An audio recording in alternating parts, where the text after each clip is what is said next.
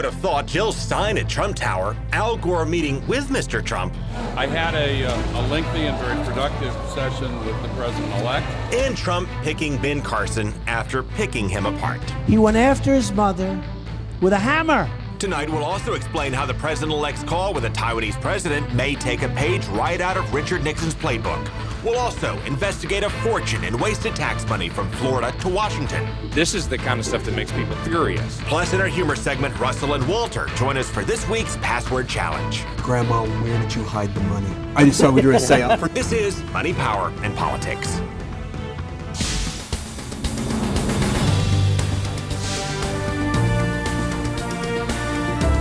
So, Marissa, the president-elect is really building quite a team of rivals here. Yeah, Mr. Trump mocked and battered Dr. Ben Carson on the campaign trail in ways we have never seen before. But now Trump has picked Carson to lead the Department of Housing and Urban Development. As you would expect, Democrats say it's a terrible pick because he lacks experience in housing or management. Republicans say it's a great pick because Carson grew up in the inner city, understands the challenges of public housing, and has the intelligence to lead. Just a few days ago, Carson's spokesman said that Carson did not feel prepared to run a federal agency of that size, but he has since, of course, dialed that back. And what's really striking about this is how Trump and Carson have been able to make up.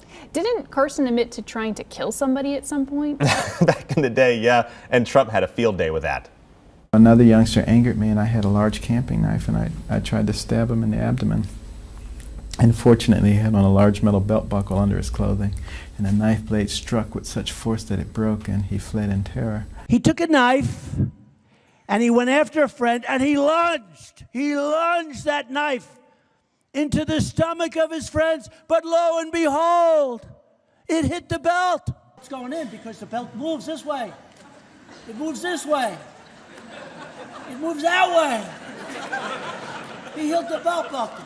How stupid are the people of Iowa? How stupid are the people of the country to believe this crap? Well, you would think it would be hard to unring that bell. Yeah, but wait, as they say in the infomercials, there's more, especially after what Trump said next. He said he's got pathological disease. He actually said pathological temper, and then he defined it as disease. So he said he has pathological disease. Now, if you're pathological, there's no cure for that, folks.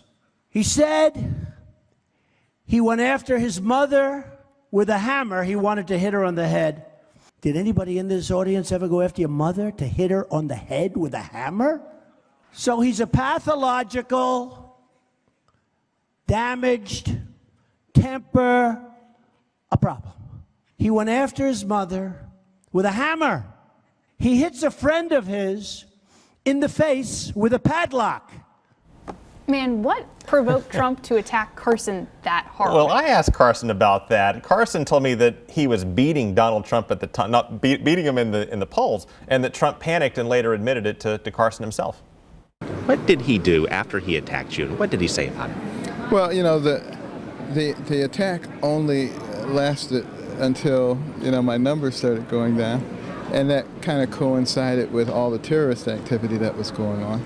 And then he didn't have to say anything, and he said, he admitted, he said, I didn't know what to do, because, you know, you were sort of like taking over, and everybody else I could keep under control. Meanwhile, Trump still hasn't found a Secretary of State. And with that, the list of candidates day by day just keeps growing. This week, Trump is expected to interview with, what, at least 36 more? Maybe it's 4, but still 4 more to go this week. And with that, where does that leave us? Well, the president-elect caused a stir by taking a call with the president of Taiwan last week. And that is an issue because China considers Taiwan to be a breakaway province. And that's why we've maintained unofficial relations with Taiwan ever since the 1970s. So this could drive an interesting response from China. And let's see what the next Secretary of State thinks about this once he or she is named. Meanwhile, here is the reaction from Team Trump on that call to Taiwan. It's a little mystifying to me that President Obama can reach out to a murdering dictator in Cuba in the last year and be hailed as a hero for doing it. And President-elect Donald Trump takes a courtesy call from a democratically elected leader in Taiwan, and it's become something of a controversy. Everybody should just calm down. He's aware of what our nation's policy is. And that would mark probably the 48th or 50th call or personal meeting that Vice President-elect Trump or Vice President-elect Mike Pence or President-elect Trump have received from a world leader. And keep in mind, by taking this call, Trump could be playing off of something that former President Richard Nixon said that you would not expect. Which one? Nixon said a lot of things that we wouldn't expect. Well, that's true. I hold that both men and others who have been charged are guilty until I have evidence that they are not guilty. And I know that every newspaper man and newspaper woman in this whole audience would agree with that statement. That's our American system. There's a Freudian slip there.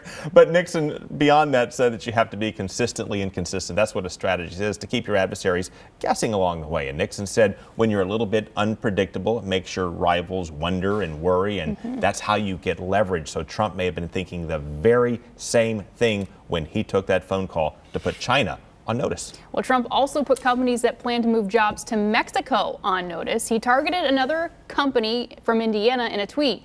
Indiana Albritton explains how it gave hope to workers who could lose their jobs. I prayed, God, just give me something that I could hold on to, some hope. And then he tweeted. To Rexnord employee Brian Bossum, this late-night tweet from President-elect Donald Trump was a small sign. It said, Rexnord of Indiana is moving to Mexico and rather viciously firing all of its 300 workers. This is happening all over our country. No more. And then he said, no more. Does that mean no more after Rexnord? Or does it mean, is he going to talk to the CEO, Todd Adams? Or did he try already? I have no clue. Bossum and his co-workers, including his son, watched all week as some of their union brothers and sisters at Carrier celebrated their holiday surprise. About 800 will keep their jobs in a tax incentives deal brokered by Trump. The hope is that he'll do that for us. I doubt it, but I've got something to hold on to now, since that tweet. Rexnord's 300 Indianapolis employees are set to start losing their jobs in February. Bossum says he applauds Trump's efforts with Carrier, but doesn't think the president-elect can stop Rexnord from moving across the border. Same time, remember how Mr. Trump called man-made climate change a hoax? And then after he won the election, said that he's open to changing his mind on that? Yeah, and Al Gore remembers that too. He spent his day in Trump Tower today for climate talks. The former vice president met with both Mr. Trump and his daughter Ivanka to discuss climate change. Mr. Gore said his session with the both of them was, quote, a sincere search for areas of common ground, end quote. In the past, the president-elect has denounced that humans were behind the changes in the global climate.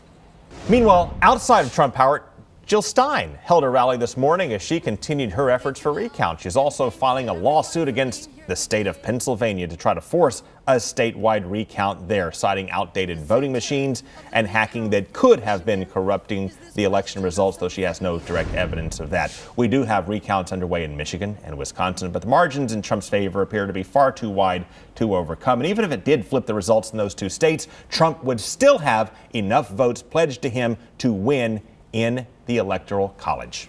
And this week, we mark the 75th anniversary of the attack on Pearl Harbor. Japan's surprise attack killed more than 2,400 Americans and drove our nation into World War II. And at the end of this month, on December the 27th, Japan's Prime Minister Shinzo Abe will visit Pearl Harbor himself with President Obama. He'll be the first Japanese leader to visit the site of the attack. And President Obama will, of course, also be here in Tampa tomorrow.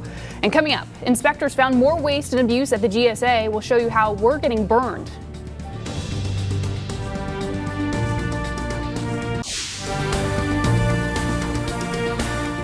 Can't touch GS15 guns, cause I buy everything on field. Rappers can't afford every GS5 will get a top hat award. Hey. Donate my vacation, love to the nation. I'll never be under OIG investigation. Well, that is a little flashback to 2012. In that music video, you saw the GSA gloating about wasting taxpayer dollars. And tonight we have more examples of waste in an agency that's supposed to make government more efficient. New examples here. You may remember, of course, how the GSA racked up big travel expenses in Las Vegas in 2012. But we discovered some other problems that are still burning taxpayers for millions. Bring me my margarita. Remember how Congress scolded the bureaucrats for spending too much money on hotel rooms and breakfast? GSA has to send 15 to Las Vegas to check out a hotel. I'm a big man. I can't spend $44 for breakfast. This is the kind of stuff that makes people furious. What eats at me is the why. The General Services Administration will never live down the travel scandal of 2012. I traveled the world to London, Peru. Ain't no place better than GSA. After all, the agency responsible for improving government efficiency blew more than $800,000 at a conference in Vegas and hired clowns to teach government workers how to not act like clowns. Well, I walk around and make sure everybody else is working so I don't have to do anything. You know, whatever it takes, Dan.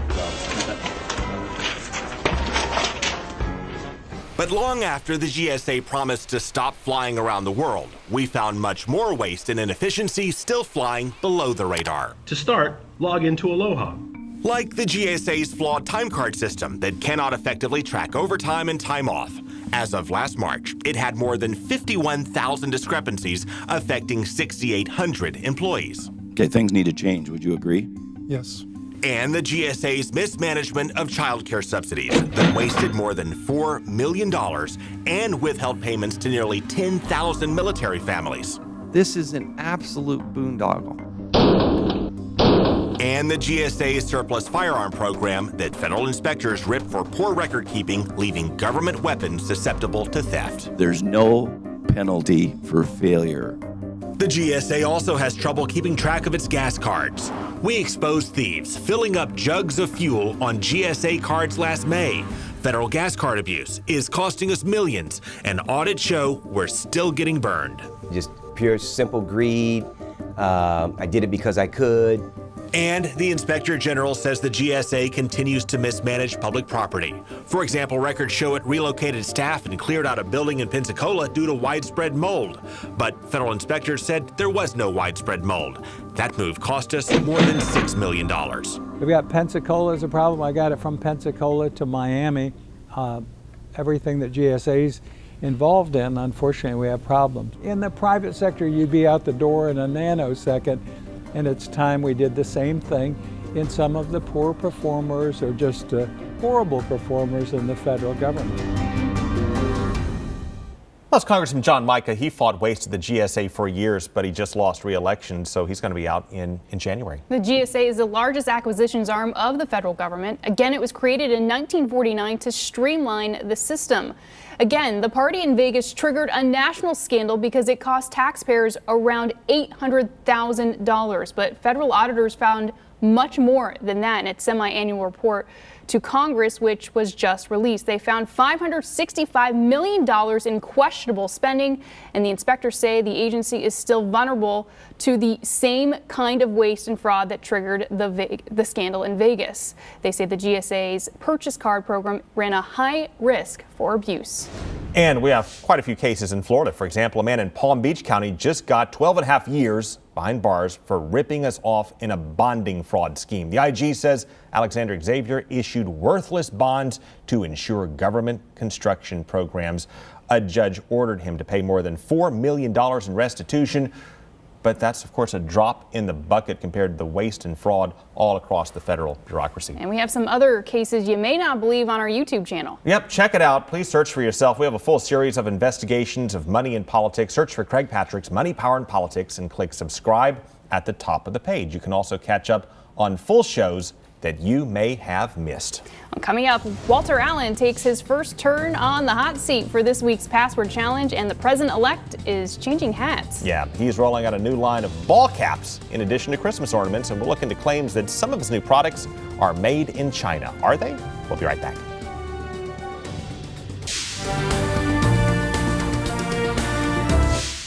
During the campaign, we launched a segment called Kitchen Table Politics. Then we added a wrinkle with director Darren's help. He gives a password that each of us had to work into a serious discussion of politics. And this week, Russell Rhodes and Walter Allen join Craig in the hot seats. Craig, take it away. Okay, what better way to say kitchen table politics than three guys in dress shirts and ties? Walter, thanks for joining us the first time around. Russell, you're a veteran at this. A veteran. This isn't the free buffet? No, it's not the free buffet. We got to talk politics here. We got to talk about America coming back together after a very contentious, nasty, bruising election. Russell, can they do it? Yes, but I think it's going to take a while. I think this has been tougher on folks than I even expected, and I think we're still feeling our way through this. What does it take for us to come together, Walter? I think there needs to be open discussion, and I think there needs to be listening from everybody involved. I don't think Dork. We can't just be a bunch of dorks out there. We need to listen to each other. We need to be open to everybody's differences, and we need to be just free with our opinions and not worry about offending everybody else as well. I'm hoping after January 20th, it dies down. Yeah. And that we do get to a point where where those who didn't vote for Gag me with a spoon. and those who did will be at peace with those who didn't. Gag me with a spoon. I mean, that's the phrase that I think we have to use to come together, healing. And when you have the contentious, you just say boom. Boom. Boom. And that's how Boom. you're able to bring people together, I think, because it doesn't make any sense. Shiny, happy people. Well, I think we can get close to that. You get to the REM song, Shiny Happy People, I think we'll be there. Holding hands. Holding hands. You want to hold hands? Let's hold hands. Let's hold hands. That'll do the trick. That's right. I'll take yours. Now this is a start. This is showing people at home what they can do to come together and just put politics aside and be able to hold hands like happy, shining people. Can we do this just for 1 second? Grandma, where did you hide the money? I just saw we were a seance. For just a moment there, I thought maybe I could pull that off. Where did she hide the money? We still haven't found it. You're still trying to We figure are that still out trying after to all find these that years. money. But it's hard to disagree when we're all holding hands, right? Yeah, Yes. that's right. Yeah, that was a good moment. We solved good it. moment. We solved the world's problems. All right, Russell, Walter, thank you so much. We'll see you. All right, thanks, guys. Well, coming up, reviewers on Amazon claim Trump Christmas ornaments were made in China. We'll look into that and show you why Mr. Trump just rolled out a new line of hats after the break. So the Make America Great hat was essentially a symbol for the Trump campaign all campaign long. But now he's rolling out these new hats, these USA hats, that are on his website that they're selling for $40 a piece. Maybe he's already made America great or well on the path. That's right. He's trying the 45. Yes, he is because the he's 45th president. Now, there has been a lot of speculation or claims among reviewers online that his products, especially his Christmas ornaments he's rolling out, are made in China. We found no evidence of this whatsoever. And if you look at what the campaign is saying, absolutely not, according to Hope Hicks, his spokeswoman. They were not made in China. They were certainly made in the United States. That takes us to tomorrow night's show, where we've got a brand new round of political squares, right? You're going to be part of it. That'll be fun to watch. All right. That's our show tonight. Thank you so much for joining us. We will see you again tomorrow night for another edition of Money, Power, and Politics. Take care.